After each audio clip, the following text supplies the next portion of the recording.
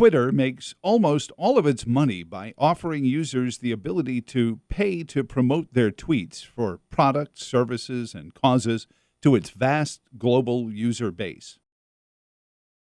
In early 2022, the Kenneth and Nira AbramowitzFoundation, a 501c3 nonprofit, began sponsoring a fundraising campaign to help rescue the families of two U.S. allies who were left behind in Afghanistan after America's disastrous withdrawal.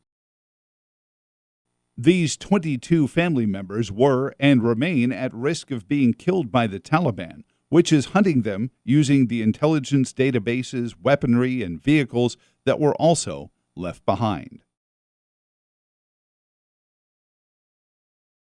On March 29, 2022, we purchased a 5-day initial promotion from Twitter to raise awareness of our Afghan ally rescue campaign. Twitter told us, in writing, that we should expect between 5,600 and 14,000 impressions per day, meaning how many people in our target market would see our promoted tweet. By day 3, although Twitter said our promotion was running, it said we'd only received 28 impressions. We followed the prompts in Twitter's Help Center to determine what was wrong. Twitter told us that several manual reviews determined that our promotion was halted for violating its policies, but not which policies. We explained that this is urgent. We're trying to save lives. Yet, despite our repeated requests, Twitter refused to tell us how to get into compliance with its policies. As frustrating as this was, we were astonished to discover that at the same time Twitter decided that our promotion to help rescue American allies from the Taliban isn't welcome on its platform, it has been enabling the Taliban. While the Taliban's leader doesn't tweet, his 5 top underlings do.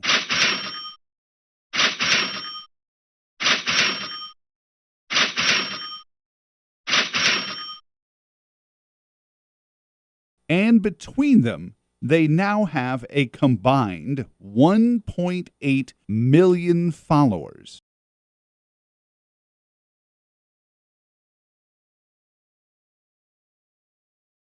Our research revealed that Twitter's mind-boggling decisions regarding our rescue campaign were not anomalies, and when we return, we'll show you 4 more case studies.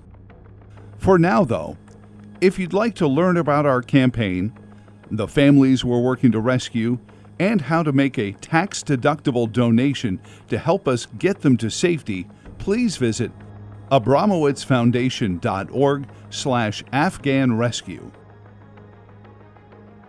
Returning now to our research. In March 2022, Twitter locked down the account of the satire site Babylon Bee for a tweet that misgendered a federal official. Here's what happened.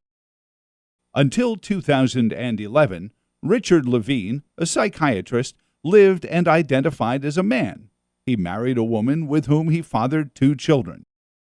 But in 2011, Richard began identifying and presenting as Rachel Levine, a female. In 2021, Levine was confirmed to a top position with the U.S. Department of Health and Human Services.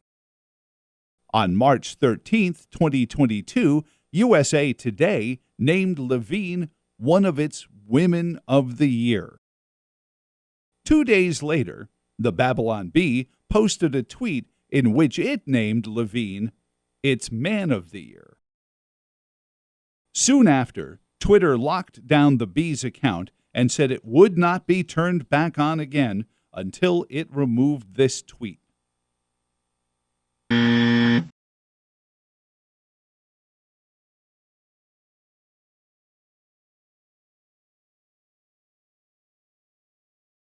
Yet since 2011, Twitter has been enabling Louis Farrakhan, whom numerous top civil rights watchdog organizations allege is one of the most influential inciters of racist, anti-LGBT, and anti-Semitic hatred. Farrakhan's admirers have allegedly perpetrated at least 3 racist murder sprees that we know of. They occurred soon after Farrakhan publicly said, "White people deserve to die. We must rise up and kill those who kill us." And yet, knowing all this, Twitter made the conscious decision to continue enabling him for more than 10 years, right up to today, and to rack up more than 350,000 followers.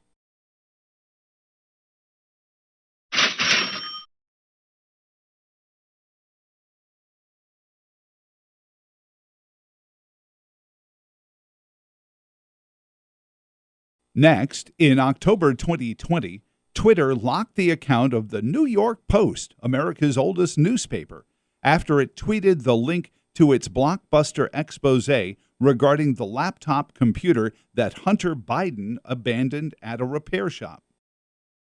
The Post's investigation revealed evidence that substantively called into question Joe Biden's repeated claims that he never discussed Hunter's business activities with him, he never used his political influence to help Hunter, and that he never profited from Hunter's business deals. 10 hours later, Twitter locked down the Post's account and said it would not turn it on again until it removed this tweet. Twitter claimed it shut down the New York Post's account for violating its rules against distribution of hacked material, even though the Post asserted the materials in its expose were not hacked. This occurred only 20 days before the 2020 presidential election.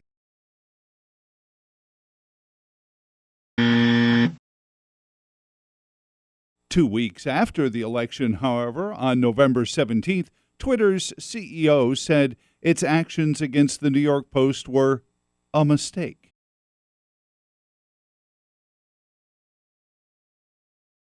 At the same time, Twitter did this. It had been enabling Ayatollah Khamenei since 2009. In case you don't know, Khamenei is the unelected ruler of the world's top state sponsor of terrorism. A U.S. federal court determined that Iran played a direct material role in helping al-Qaeda to perpetrate the 9/11 attacks. Iran has waged a campaign of murder against U.S. soldiers and citizens since the early 1980s.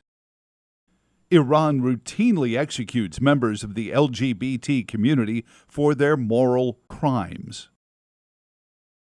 Khamenei has posted on Twitter genocidal threats against Jews and reasons why the world's only Jewish nation, Israel, should be wiped off the face of the earth.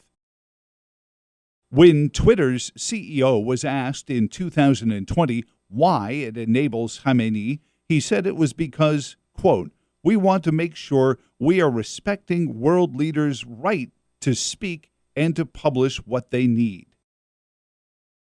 On this basis, Twitter has been enabling Khamenei to use its platform since 2009 and to accumulate more than 900,000 followers.